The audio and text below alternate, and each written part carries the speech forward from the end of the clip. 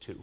Now, I mentioned restaurants. Look, let's start with what restaurants mean to us in the city. This is the greatest restaurant city in the world. I will challenge Paris, I'll challenge Bangkok, I'll challenge Tokyo, I'll challenge anywhere. We are the greatest restaurant city in the world.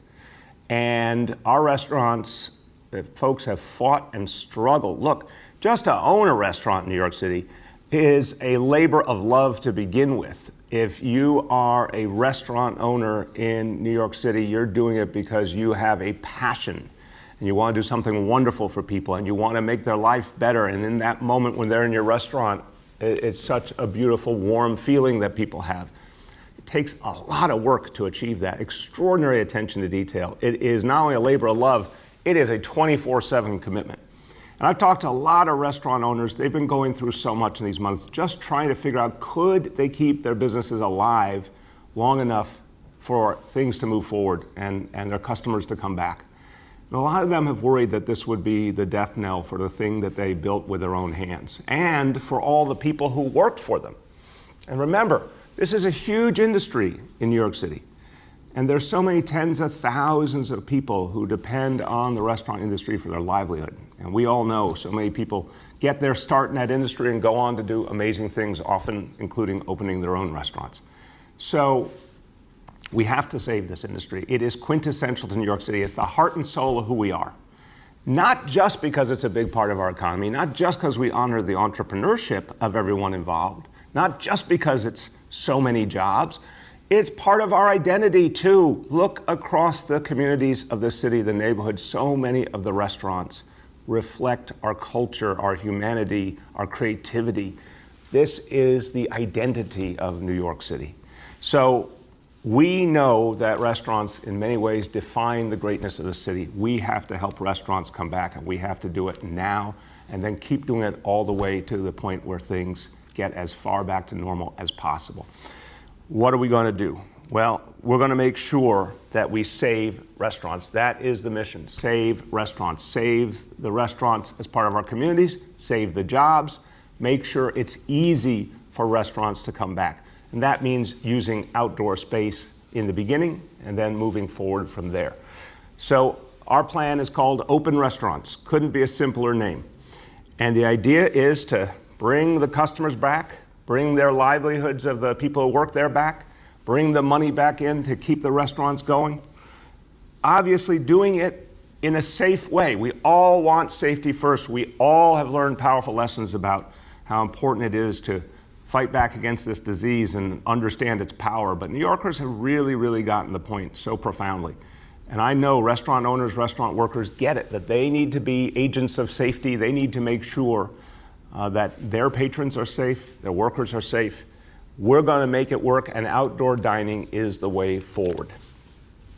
So we've got a lot to do, and we know that with outdoor dining, it's a new reality. We've had it before, but the way we have to do it now is very new and different, but we're ready. And we want to make sure, I'm going to say this several times, and I know my colleagues will say it too, we want this to be a simple, fast, easy process for restaurant workers, restaurant owners, restaurant managers. We need to make it simple for it to work. I've heard from plenty of folks in the restaurant industry, if we're going to take this step, don't make it complicated, don't make it bureaucratic, make it easy. I think when you see what we have here today, you're going to agree this is straightforward and easy, this will work for you. Okay, now for restaurants and for any bars and cafes that serve food, we have 5 options, and they can go and use many of these options if they want to, but 5 different ways to help them come back. First, curb lane seating. This means that we're going to allow, wherever appropriate, restaurants to use what would have been the curb area, the parking area right adjacent to the restaurant. They'll be able to use that to put in seating. And that's something we will do through Labor Day on a pilot basis. Sidewalk seating, that means we're going to allow restaurants to add sidewalk seating adjacent to the restaurant facility itself, to the building itself, even those that have never had it before. Backyard and patio seating, a lot of restaurants have this. It's a chance to use it in a whole new way, a safe way. That's going to help for a lot of restaurants to bring in more customers. And those pieces will all begin as we begin phase 2 on Monday. Now, another piece we're going to work up in the coming days, and it's going to take a little more work, but we're confident we can get there. On our open streets, there are locations where we can do restaurant seating. That's something that we're going to work out in the coming days, and that'll be for nights and weekends beginning in July. And there are pedestrian plazas managed by business improvement districts and managed by local civic associations. In some cases, those organizations will want to work with neighboring restaurants to turn those into seating areas so the restaurants can expand into those pedestrian plazas. Wherever there is a bid or a local civic association that runs a plaza and wants to make it work, they can reach out to the Department of Transportation and apply, and we'll move on that application quickly. And they can do it simply by emailing plazas@dot.nyc.gov. So, 5 different elements to the Open Restaurants Plan. I want to thank all of the city agencies who have been involved. It's been a labor of love for them, too, to get this ready and get it ready in a way that'll be simple and easy to use. I also want to thank the City Council. They've been passionate on this issue. We've been working together with the Council to figure out the right way forward, and I think this reflects the vision that we've all had. You're going to hear in a moment from several experts on what's about to happen, 2 of our commissioners and a leader in the restaurant field. But I want to just, before I turn to them, make very clear, simplicity. The application will be simple, it will be online, it will take very few clicks to get done. You self-certify, so I want restaurants to understand that. You self-certify. Once you say, hey, I'm ready to do this, I meet these standards, click, send, you're in. You're ready to go for Monday. The application form is being finalized. It'll be up online first thing tomorrow morning. It will take you literally only minutes to apply, and then you only have to wait for that reply to come back. It should be instantaneous saying, we got it, you're in, you're self-certified, good luck, go get them. Also, very importantly, restaurants will not need to do a separate application to the State Liquor Authority. And this is actually a big deal for restaurants. One application through the City of New York will cover your needs with the State Liquor Authority as well, and I want to thank the state and the SLA for their cooperation on that. We want to make this simple. And all the folks who put this together, all the hard work's being done at Small Business Services, at Department of Transportation. We also know that as much as they've made this simple, people are going to need help, they're going to need information, they're going to need someplace to turn. So Small Business Services has a hotline that will be there for all restaurant owners and managers to get answers, 888-SBS-4NYC. Anyone who has a question or concern about how to apply, what it means, can turn to that hotline. What do we think this will mean? We think this will help save at least 5,000 New York City restaurants. And I want to emphasize this.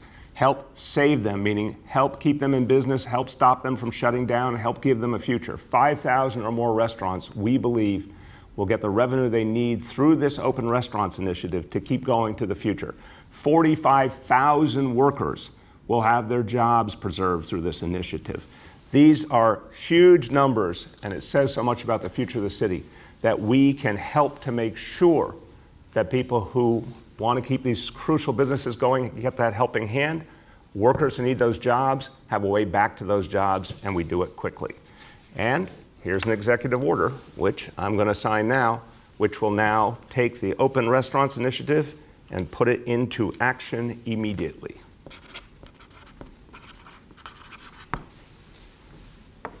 So now I want you to hear from the experts. And first, we have been working with the restaurant industry and those who advocate for restaurant owners and workers from the beginning. We work together to ease the delivery fee burden for restaurants. We work with the council on that as well, just in the last month. Our next speaker founded the New York City Hospitality Alliance in 2012. And it is now an extraordinary organization representing small businesses all over the 5 boroughs and so many of the restaurants that we all depend on. I want to introduce to you, as he comes over, the Executive Director of the New York City Hospitality Alliance, Andrew Ridgey. Welcome, Andrew. Thank you, Mr. Mayor. Wow, you know, going back to my great-grandparents, we had bakeries and cafes in Brooklyn and Queens, and I've been working for the past 15 or 16 years advocating on behalf of this industry, and we have gone through a lot, but the COVID-19 pandemic has hit this industry in our city, in our globe, in a way that we could never have fathomed. And we all know, as the mayor put it, these restaurants are vital to the economic fabric and social landscape of the city of New York. And there's no way that our city will recover unless these small businesses are at the core of the recovery. So I want to thank the mayor, the commissioners, Council Speaker Corey Johnson, and the council community board's bids, New Yorkers, business owners, and really everyone who has been so vocal in their support for this initiative. We know it is going to be a long road to recovery. And when restaurants are permitted to start opening indoors, it's going to be under reduced occupancy. So they're not going to be able to generate 100% of their sales indoors. So we needed to get creative with outdoor space. And this plan that has been implemented today is so critical in getting the support to businesses so they can stand a fighting chance in coming back, rebuilding our industry, bringing New Yorkers from all walks of life back to work, and creating the city that we remember. And it's important. We need to have a streamlined process. We can't have lots of red tape. We need to support our small business owners in every way possible. And it's also going to be critically important that the small business owners, the workers, the communities, the residents all work together to ensure that this program works well, because there's so much opportunity, and it will. And we just want to say again, thank you to our teams, the Alliance team, our Council Rob Bookman, restaurateurs throughout the city, and everyone that wanted to make this happen in a thoughtful, sensible way. And open restaurants will help do that. It's so important. We could not act. And the fact that we're here today with this executive order, getting ready for phase 2 on Monday, means so much to these businesses, to these workers, to New Yorkers who want to get back to a sense of reality in eating and drinking. So I want to say thank you. The New York City Hospitality Alliance is here to support in every way we can to get our city back on track, our small businesses open. So thank you, Mr. Mayor. Thank you to all that made this happen. And we can't wait to see you at an outdoor cafe, at a restaurant in New York City, through the 5 boroughs, in an equitable plan that really works for so many people. So thank you. Thank you, Andrew. Thank you for your infectious enthusiasm, and thank you for all the hard work getting us here. Now, to give you a sense of how this is going to work, some of the specifics of how we're going to make this work and work fast. First of all, woman who's in charge not only of our streets, but our sidewalks as well, Department of Transportation Commissioner Polly Trottenberg. Thank you, Mr. Mayor. And maybe we'll put up the next slide. And this is just a graphic to help folks think this through. And I want to echo what the mayor said. This is a labor of love for DOT as well. Obviously, as the mayor mentioned, we had the templates of open streets, where I think we found a really nimble and non-bureaucratic way of opening our streets up for walking and biking. And the mayor challenged us to figure out how to do that quickly and in a non-bureaucratic way for restaurants. And I'm proud to say, with our partners at SBS and industry partners, I think we've done so. This just gives you this is a rough sketch of how we envision this working, the table space in front of the restaurant frontage, and in those curb spaces in front of the restaurant, tables socially distanced. And if you will go on our application tomorrow, we'll have obviously much more detail about how to set that up. But our goal was to make it as simple and affordable a setup as we could, while particularly being sure in street space that it's done safely. And we'll just jump to the next slide. Just a little more detail, and I think the mayor gave the good picture of all the different options we're going to have on the table. Obviously, we want to be nimble, but we have to make sure that they're pedestrian paths on the sidewalks, that we're meeting ADA compliances, again, that our curb lane seating is safely set up. We are also looking forward to open streets and plazas, and we'll be in the coming days rolling out the details on those. Next slide.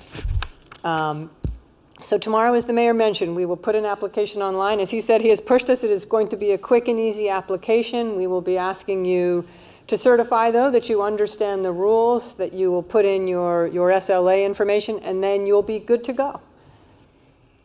And, I think we just skipped one there, right? So just again to emphasize, DOT will not be calling you all up, or SBS, and talking you through the application. You will do it online. There will be a hotline number to call with questions, but once you've filled it out, you can start, and we look forward to an incredible partnership with the thousands of restaurants here. And again, thank you, Mr. Mayor. We're thrilled to offer the streets and sidewalks to help our cherished restaurants come back to life. Thank you very much, Commissioner, now to talk about how the Department of Small Business Services is going to help so many restaurants as they come back and be there for them with any questions and concerns. Our Commissioner for Small Business Services, Janelle Doris. Thank you, sir. New York City is home to 27,000 restaurants, as we know, and they need our support. We've been doing that with our Phase 1 businesses, and we're looking forward to helping our small businesses as they open in Phase 2, particularly our restaurants. Today, we are announcing that we have another 2 million face coverings for distribution to our small businesses. We also have already distributed 2 million, and so this will bring our total to 4 million face coverings for our small businesses. Moving into the next phase, we are doing all we can to support our vibrant restaurant community, as mentioned, and we are launching today our PPE and reopening supply marketplace as well. Again, that's a one-stop shop for easy access to suppliers, face masks and coverings, face shields, gloves, cleaning and disinfectant products, physical barriers, portable furniture, and more. We will continue to build this marketplace as we move forward. This resource is available right now at nyc.gov/business. Again, nyc.gov/business. Again, today we are launching new Phase 2 industry-specific guides, which describe the broad state requirements in plain language. For example, if you're a barbershop, we will tell you, you can make an appointment instead of taking walk-ins. That will help you stay safe and your customers safe. So these industry-specific guides will be helpful to our businesses as they reopen. We are also launching a centralized restaurant reopening resource page, with guidance and best practices for restaurants and industries across all 5 boroughs. Again, this will be available on our nyc.gov/business page. So if you are a restaurant and you are opening, we have a specific page for you, and that is also on our nyc.gov/business page.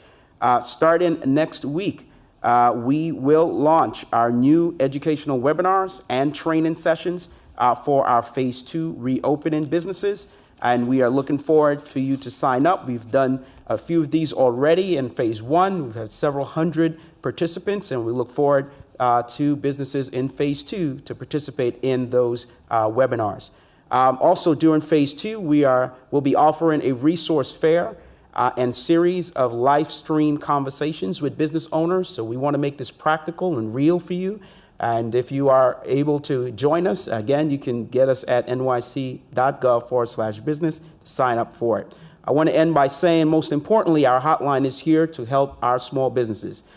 Since we started the hotline, we had over 10,000 calls already to that hotline, and we're able to help those businesses as they reopen. So the hotline, once again, is 888-SBS4-NYC. That's 888-727-4692. Thank you. Thank you very much, Commissioner, and thank you to everyone.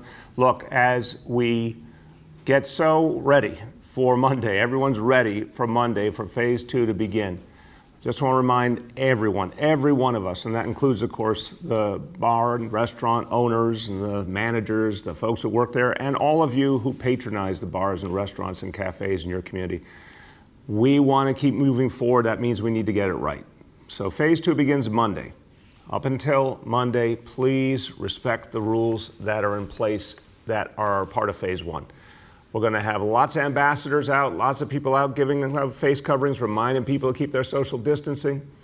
And if we have to enforce, we will. It's never what we want to do. We never want to give a summons and add additional financial burden. But the point to everyone is do it the right way so we don't need to do that kind of enforcement. If we see problems, we're going to address them this weekend. And then as we go into Phase 2, again, light touch, self-certification. We want to make it work. We want to get money back in the pockets of restaurant owners. But please, everyone, respect the rules in the name of health and safety, because the last thing we want is for this disease to make a comeback, and that'll set us all back. And we'll be watching all the time. We'll be watching the data all the time. So everyone, believe that you are part of the solution. Be smart, be responsible, help us all move forward. Now, We talked about protecting our restaurants, protecting our small businesses. Now let's talk about people who really need protection in this city, our tenants. Our tenants have gone through so much for years and years in this city, particularly since the coronavirus hit. We know that so many people are struggling just to make ends meet. And so we have to do things constantly to address that need. Let's talk about rent-stabilized tenants. Over 1 million apartments are rent-stabilized in New York City. That means well over 2 million New Yorkers live in rent-stabilized housing. The folks who live in rent-stabilized housing, so many have lost paychecks, have lost their livelihood, need relief in any form, and what they need, what they deserve, is a rent freeze. And I'm very pleased to announce that last night, that's exactly what our Rent Guidelines Board did. You know, I named the members of the Rent Guidelines Board, and I've said since the beginning of the administration, we have to do things differently. We have to not just look at the needs of landlords, which is what the history was, only looking at the needs of landlords. We actually need to look at the needs of tenants. We need to make sure that the people who make this city run, the everyday working people in New York City, that their needs are taken into account. The Rent Guidelines Board did exactly that, and they decided on a rent freeze. And that is such important news for working people. One additional step to make sure you can keep a roof over your head, to make sure you can somehow make ends meet as we fight back and bring back this economy. The renters of New York City deserved a rent freeze, and now for over 2 million New Yorkers, you have that rent freeze. Thank you to the Rent Guidelines Board for doing the right thing. Now, phase 2 is going to mean a lot more people coming back to work. Phase 2 is going to mean a huge step forward for our economy. But you know what? Beyond the working people, beyond the businesses, let's go to the neighborhoods of our city. Everyday people, what do they need? And I know so many parents have been asking for relief as well. So many parents with young children who have been cooped up. Parents have been saying, when do we get relief too? Well, look, I want to say from the beginning, there's a profound difference in terms of how we protect safety in different kinds of facilities, different types of areas that people congregate in New York City. There's still things we're not comfortable seeing, like large gatherings. We're not comfortable with sporting events starting up yet. The day will come because we're making steady progress and we got to hold to that progress. So there's a lot of things that still cannot yet happen in our parks. But for the playgrounds meant for younger children, with the playground equipment that's specifically meant for kids to get a break, get some exercise, for parents to be able to get their kids outside. Those playgrounds for younger kids, we're ready to open those up on Monday. Those will be a crucial part, additionally, of phase 2. I know what it feels like as a parent to have young kids and to deal with all the challenges every parent deals with, especially if you have multiple young kids and it's been months and months of being cooped up. We want to give this relief. We're going to start with those playgrounds for younger kids, and then hopefully sometime soon we can go even farther in terms of our parks and all of the athletic facilities they have. Now, to make sure it works, we're going to have social distancing ambassadors out all around. They're going to be out reminding people about distancing, giving out the face coverings, helping parents to remember all those basic hygiene rules. They really matter with kids if they're out in the playgrounds. Really important to use the hand sanitizer, wash hands afterwards, all sorts of precautions that need to be taken. But we believe we can make it work safely, and it's another step in the right direction starting on Monday. And now to finish up our indicators. So this is why we have gotten this far, because of the data, because of the facts. And again, you have earned it. So number one, the daily number of people admitted to hospitals for suspected COVID-19, threshold of 200 patients, and today that number is 59.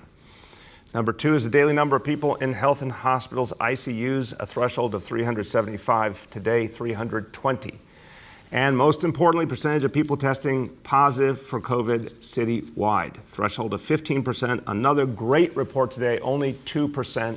Congratulations to all. Let's keep it that way. A few words in Spanish.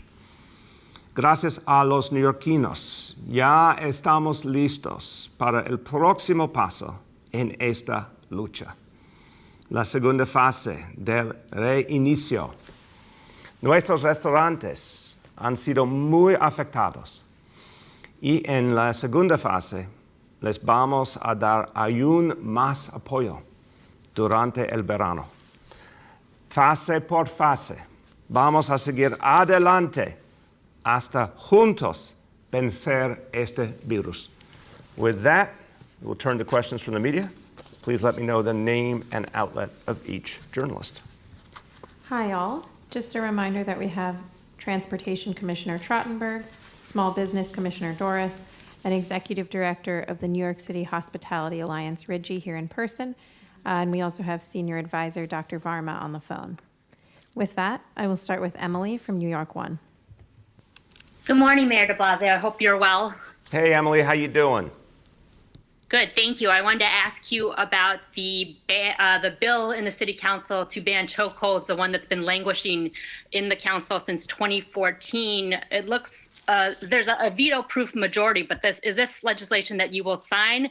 Councilmember Landsman has been talking about exceptions that your administration has been trying to get into the legislation.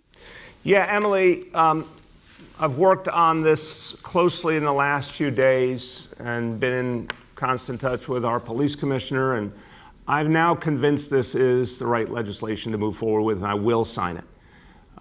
When I look at the way we need to move forward in this city, this legislation makes sense. It's the right thing to do.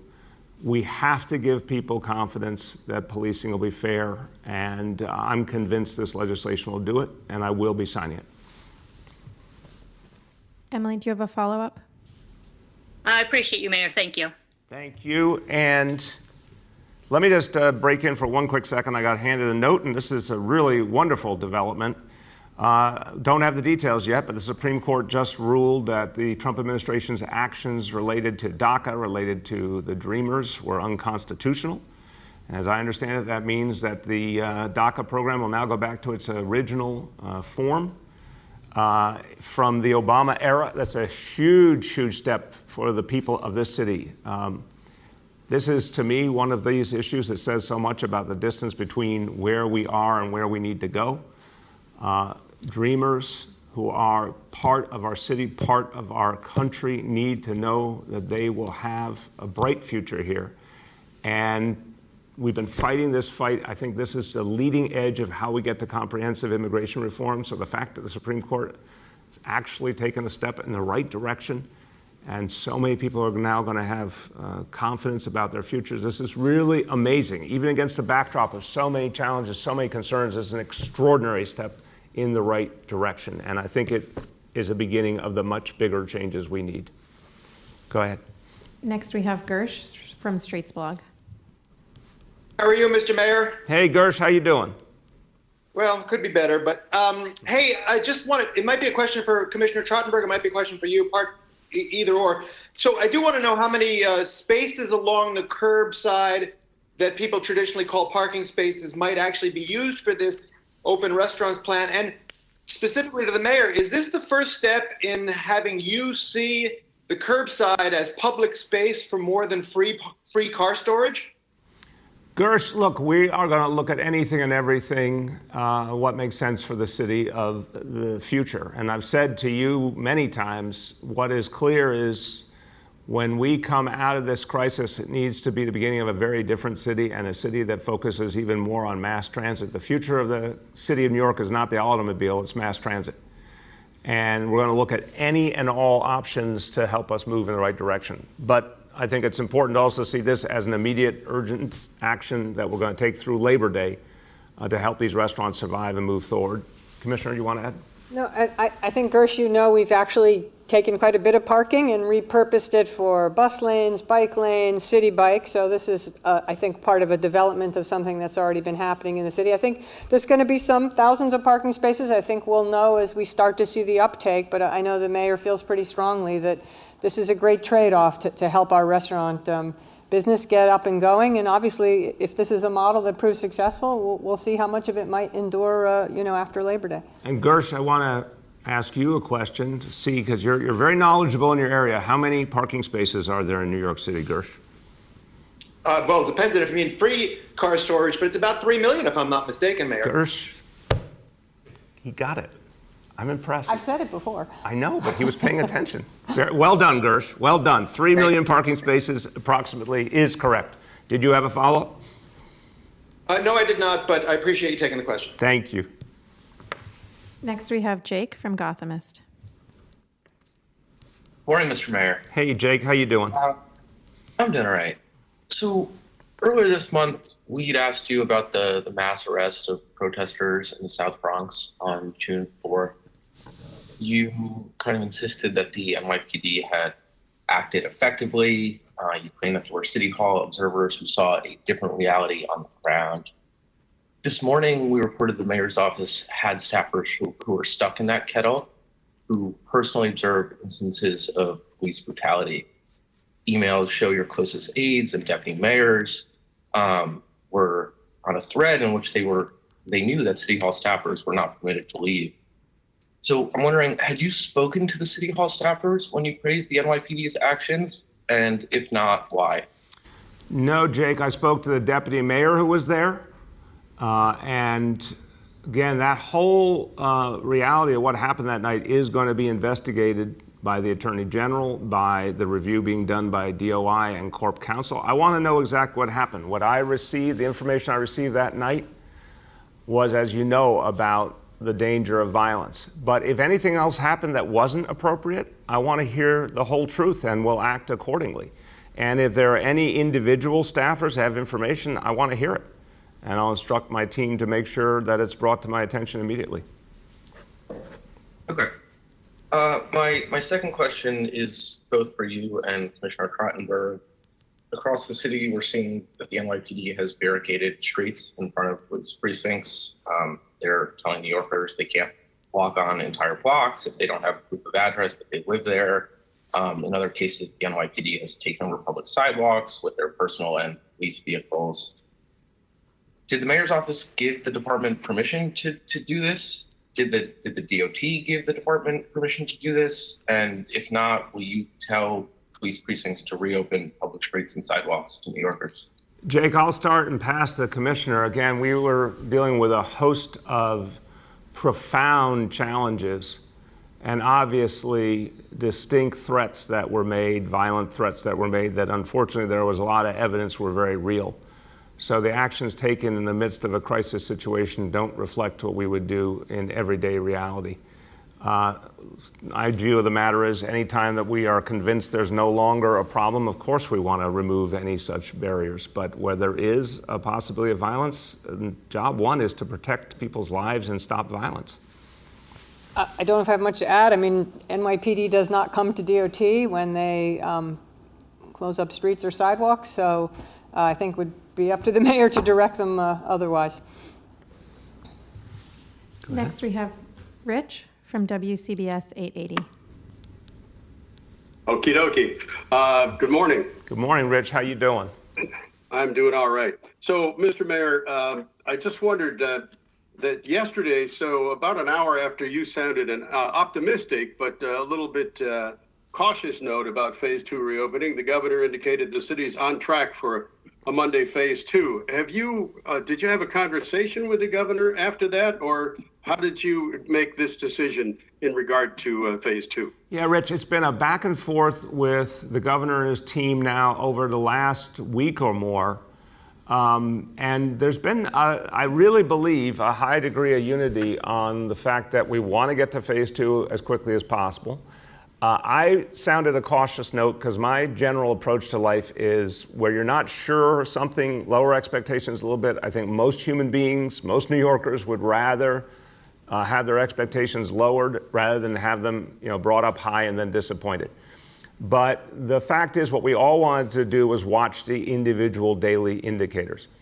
There's still an issue, as we've said before, what we might see over the weekend as a result of the impact of Phase 1, as a result of the impact of the protests. I mean, those are both very important factors. Phase 1 is actually by far the more important factor because it's many more people every single day. But when we saw the trend line this week, and the conversations we had yesterday were about the consistency of the trend line, I said, look, let's check this morning. Let's see if we this morning see the same thing again. We see exactly the same thing again. It's time to move forward. And if anything comes up in the data that's a concern, as usual, we're going to talk about it publicly and make adjustments accordingly. Okay, I have a second question, different topic, if you will. Yep. Illegal fireworks are apparently abroad in the land here. A couple of our staffers told us that the fireworks are going off like crazy, both in the day and the nighttime in Upper Manhattan and Inwood specifically. And you've heard complaints from around the city. There, I guess, like more than 1,000 of them. What's going on there, and what kind of enforcement is being made? Well, Rich, as usual, you understand life in New York City. I am very surprised by this, honestly. And I heard it last night as at Gracie Mansion. I heard plenty of fireworks going off. And I can't say for sure if it was coming from Roosevelt Island or it was coming from Astoria, Queens, because Gracie is close to both of them. But yeah, it was a lot. I'm going to talk to the NYPD about what we're seeing and why. But it's definitely a phenomenon that I'm not used to seeing this early. In the days right before July 4th, you typically would see some. But this is surprisingly early. So I don't have a perfect answer for you, but I'll be happy to find out what the heck's going on. Next, we have Katie from the Wall Street Journal. Oh, hey, good morning, Mr. Mayor. And I'm curious, as phase 2, as we enter it on Monday, what kind of outreach does the city do? Are there concerns that some businesses might not want to open and that could affect their employees? Or I don't know if this is a question for the SBS commissioner, but also you. And then I have a second question. Yeah, Katie, look, it's a very individual decision, and absolutely respect the rights of any business. If the owner of the business doesn't feel comfortable opening, that's their choice. We have to respect that. And a lot of business owners, I think, are watching to see what happens. So there's always going to be folks who want to forge ahead, and others watch their experience. And if they see a good experience, they join in. I think that's what we've been seeing in phase 1. We saw a lot of businesses jump immediately the first day. Others have gained comfort from watching the experience, comparing notes, et cetera. So look, any business that has concerns or questions, in addition to the guides that the state and city have put out, there's a hotline they can call anytime to get help and assistance. Obviously the free face coverings. But it is a very individual decision, and I think people will make those decisions over days and weeks. Commissioner, you want to add? Yeah, sure. So as it pertains to outreach, we work consistently with our bids and also our chambers. We also work to do outreach with those bids and chambers. But also we have our own list of businesses that we engage with, over 200,000 on a weekly basis, with different information that we send out. And of course, our websites are already updated with the information. So look, we know, as the mayor said, this is a personal decision, this is a business by business decision, but we're here to help them make that decision. Go ahead, Katie. And my second question, I'd asked it earlier in the week, but I don't know if you have any updates. I asked about how many lifeguards have actually qualified to pass the lifeguard test. I know you said 600 were training, but that doesn't answer the question. I mean, how many have passed the test? And if suddenly our indicators continue to improve and we do so well in phase 2, everyone's having a great time, they're eating out on the curb, they're enjoying life, but then they want to go to the beach and the city has a plan. How many lifeguards are qualified right now at this moment to go to Coney Island and go protect the water? We'll get you again, I just don't have it in front of me, but I am certain that by the time that we are ready, and again, putting a bunch of people on the beach is a different matter. Like I said, there's the situations where you're going to group tens of thousands, hundreds of thousands of people in the same place is a more sensitive decision. We're talking about when that would be appropriate, but I'm convinced from everything I'm hearing that we'll have the lifeguards ready, but we'll get you more detail on that. Next, we have Marcia from CBS. Good morning, Mr. Mayor. I have two questions. The first one has to do with the outdoor dining. I wondered if you did any heads up in advance notice to these restaurateurs so that they could buy the outdoor furniture and get ready for outdoor dining. And if you think 3 days notice will mean that some of them won't be able to open on Monday. Marcia, this has been a discussion for a long time. And Andrew, if you want to add, you're welcome in, you'll let me know. But this has been a discussion for a long time. I think that small business owners and restaurateurs are very smart people. They've had their ear to the ground. They know that their advocates have been working on their behalf to achieve outdoor dining. I've said multiple times publicly that I thought we could find a way, but we had to get the specifics right. I think a lot of them will use the furniture they already have. But there's no question in my mind they've seen it coming and they've been preparing. But Andrew is much more of an expert than I. So, Andrew, why don't you speak on behalf of the industry? Thank you. Hi, Marcia. Yeah, the mayor's spot on. We've been having tons of conversation over these, weeks and months about this issue. So we knew that it was coming. Today is the day. We're hoping many restaurants will be able to use the furniture that they already have. Don't forget, indoor dining is not yet permitted, so they have the tables and chairs. Even when we begin to reopen indoors, it will be at a reduced occupancy, so we'll still have those extra tables and chairs. I've also spoken with countless different suppliers and people within the industry that really want to see the industry come back, so I think they are going to be offering special deals and really working with the restaurants if they need additional furniture. So listen, restaurants, are used to working 24/7. Something always comes up. Your point of sale system goes down. You don't know who the reservations are coming in. So we're used to always putting out different fires. So we will make this work. And like we said, this is an evolving process. So the Hospitality Alliance is here to help support. And I think the restaurateurs are going to be very thankful now that they know what the details are, when they're going to be permitted to reopen, and we're going to start working right away. And I'm getting texts right now saying, I'm on it. Starting to get my tables and chairs ready. I like it. There's evidence. Go ahead, Marcia. So I have a second question, Mr. Mayor. I've seen restaurants in other places with COVID surcharges. I wonder if patrons of New York City restaurants can expect anything of the sort, seeing as the restaurants are going to have to buy PPE for their workers, et cetera, there'll be additional costs. Yeah, I don't know about that, Marcia. I would say simply, we're going to make the face coverings available to any and all restaurants that need them for free. In terms of cleaning and all, restaurants do that all the time already. I'm sure there'll be challenges, but I've not heard that before. I don't assume that. Restaurants are going to make their own decisions, obviously, about pricing and what's going to bring customers back. And I think what they want the most is to get their customers back and get them comfortable. So that will be their decision. Last two for today. Next, we have Andrew from NBC. Good morning, Mr. Mayor and everyone on the call. I've got two questions. I'll start with the first on the restaurant topic. Someone else asked about the curb spacing. My question has to do with this, and maybe Commissioner Trottenberg will weigh in as well. How does a restaurant deal with a car that's parked in that curb lane? Won't there have to be towing?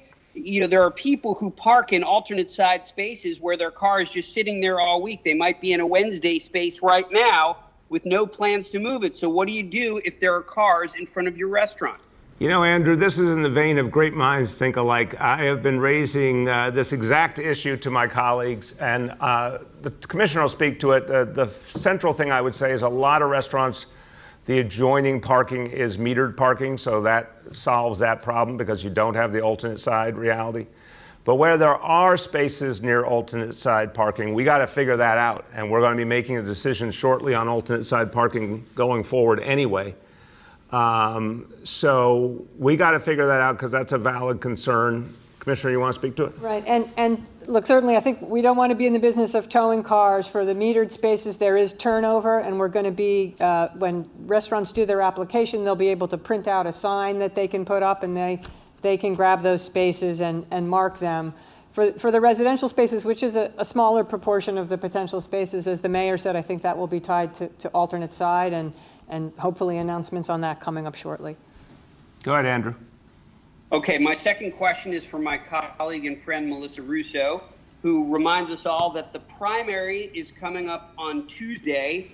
And I'm wondering, do you still encourage New Yorkers to vote for Bernie Sanders in the presidential primary, or has the reality changed for you given all that's going on in the country? Is that still your recommendation? No, look, I think the world of Bernie Sanders. I wish he was the Democratic nominee. I wish he was the next president. I mean, profoundly. But Joe Biden won clearly, fair and square, and I think all Democrats should close ranks around Joe Biden now. I think it's as simple as that. Go ahead. Last question for today. We have Shant from the Daily News. Yeah, good morning, everyone. Back to the restaurants, on the one hand, it sounds like, with self-certification, potentially thousands of restaurants will get approved to serve people outdoor. But on the other hand, there's a finite amount of sidewalk space. So yeah, just how do you make sure there's not going to be chaos on the sidewalks? And then I have a follow-up question. Yeah, Sean, it's a good question. Look, we have to do something different in the middle of a crisis. So we just can't do business as usual. I think the folks who own the restaurants and manage the restaurants understand that they need to be good neighbors, that they will succeed in large measure connected to how they handle the situation. There's going to be a lot of gratitude that restaurants are back and that people can go and enjoy them. But if it's done in a way that no one can get by the sidewalk or something, then there won't be as much gratitude. So I actually think it is very much in the restaurant owner's interest to just follow the rules. They're very straightforward. But the only way to do this quickly was self-certification. And it's literally, you fill out, it's a few clicks to finish the application, you press send, you get a response back that says you're certified. Go forward, make it happen Monday. That's the only way we could operate in this environment. If there's concerns or problems that New Yorkers raise, then we'll send people out to address them. But again, with a spirit of trying to solve problems, not being punitive. Commissioner? I think you said it well, Mr. Mayor. Our goal was to be quick and nimble and help as many restaurants as we could. There will be individual circumstances in this large, complicated city between DOT, SBS, Department of Health, and City Hall, working with the hospitality industry, as well as local bids, elected officials. We will troubleshoot where we need to. Sean, did you have a follow-up? Yeah, thank you for that. Yeah, I do. While we're talking about phase 2 starting on Monday, there's other cities around the world that did begin to reopen, but then had to cancel when the coronavirus came back. And I guess I'm thinking of Beijing, which I think on Tuesday abruptly shut down a lot of parts of society. So I was wondering if you could tell people, we've talked about monitoring the indicators, but is there anything specific that would trigger a reversal of the shutdown? And is there like a mechanism in place that you have for evaluating this? Thank you. Thank you, Sean. I mean, this is what the public indicators are all about. The city and the state are constantly comparing notes on the data. We're unified on the fact that the data will lead the decision making. We're going to watch carefully in the days ahead. And if we see anything we don't like, we can always make adjustments. But Sean, I think a really important thing to recognize, I've had this conversation with so many of the medical folks, is it doesn't happen overnight. It happens in stages. If there's something going wrong, you see it over numerous days. Probably takes a week or two to fully manifest. So there's time to make adjustments. The fact is, I'm watching what's happening in Beijing too, and I'm obviously concerned. But we all knew that the process may not be linear, that there may be times where you take a step and then you have to pause and not take the next step. That's what we're watching for all the time. But I think the indicators really speak volumes. I think that's the way to think about it. They've been really, really consistent, but it will depend on the actions of everyone to keep it that way. And I think this personal responsibility reality we're going to have to really, really feel it going into phase 2, because phase 2 is the really big reopening. That's a huge step. So for business owners, for business managers, being really serious about setting up those standards, protecting their employees, protecting their customers. For working people, if they see something that doesn't feel right, calling it in, we'll address it. We're going to have lots of inspectors out there to make sure things are done right. And just everybody in their everyday life, sticking to the rules. But if there's a problem, we'll see initial indications within days, and then bigger manifestation, as I said, over a week or two, and we'll address it. If we see it, we'll address it. Everybody, I'll conclude and just say, we got this far because of all the hard work of New Yorkers. Now, let's keep doing it. Again, beat this disease back. A lot of times the places that had the problems were the ones where people stopped keeping their guard up and stopped sticking to the basic rules. We're not going to make that mistake in New York City. So social distancing has worked, face coverings have worked. Face coverings have proven to be more important than we even realized initially. It's really been a crucial piece of the equation. Stick to it, Let's keep fighting this disease back. Let's keep reopening this economy. Let's keep getting life better for all New Yorkers. That is something I know we can do together. Thank you so much.